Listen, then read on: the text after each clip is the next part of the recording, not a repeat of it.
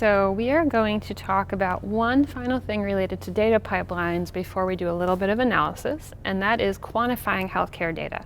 So we've talked about how you can get the data, how it's regulated, how you can extract it from semi-structured sources, how you can clean it, and how you can try to match and anonymize records from disparate health sources.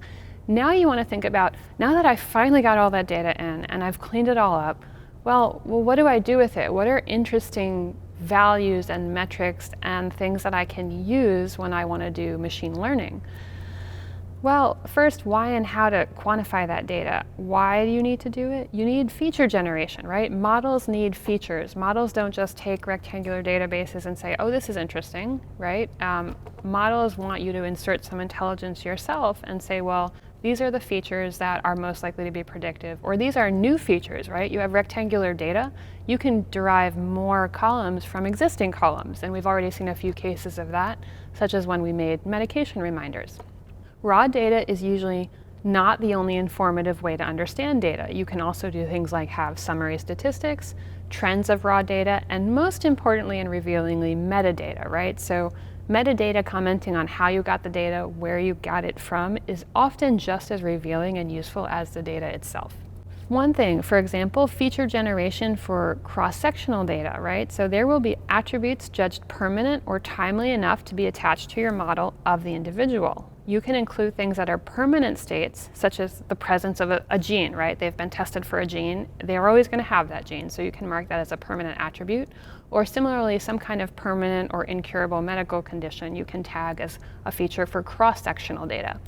You can also include ephemeral but recent indicators, such as their last known blood pressure reading or vitamin level. So things that are true for a moment in time and that were recently true are also things you can think of as relevant for cross-sectional data and cross-sectional models.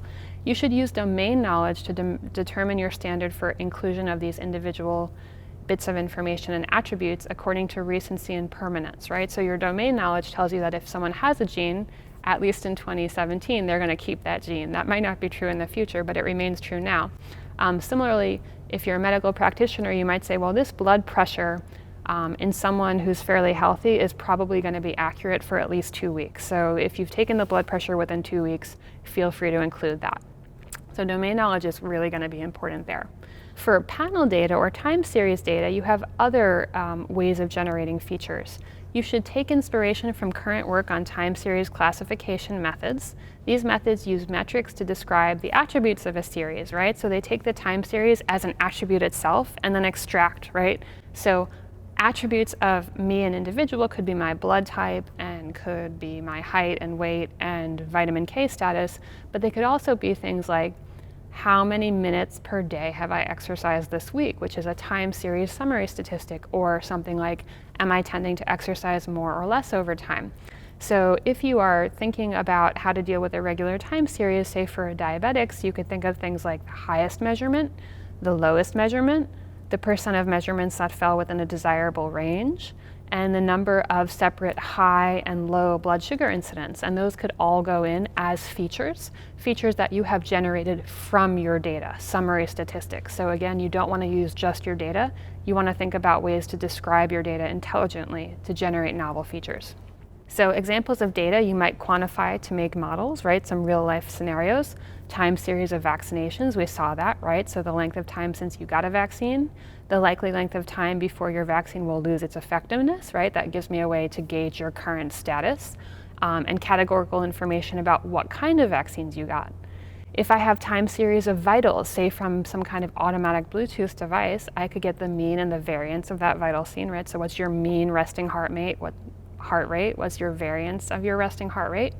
I could see the number of times measured, right? So with certain devices, they're automatic, maybe they're implanted in your body, but sometimes it's something you are affirmatively doing. For example, someone with diabetes will test their blood sugar by pricking their finger. Not only do I want to know how many times they measured it, but I might be interested in things like the time of day and the day of the week that they tend to measure. Like this person tends to measure Monday mornings. This other person tends to measure Friday afternoons. And that will give me not only data about their health, but it will give me data about their behavior, which is also interesting. Another one is the number of medications and the times you've taken it daily.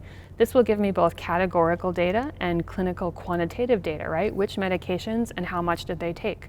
When exactly was that intake? I can also have behavioral quantitative data, right? Say the compliance with the medication regime expressed as some sort of percentage. So there are many ways to creatively take the rectangular data you've got and make it even more interesting with relevant domain knowledge.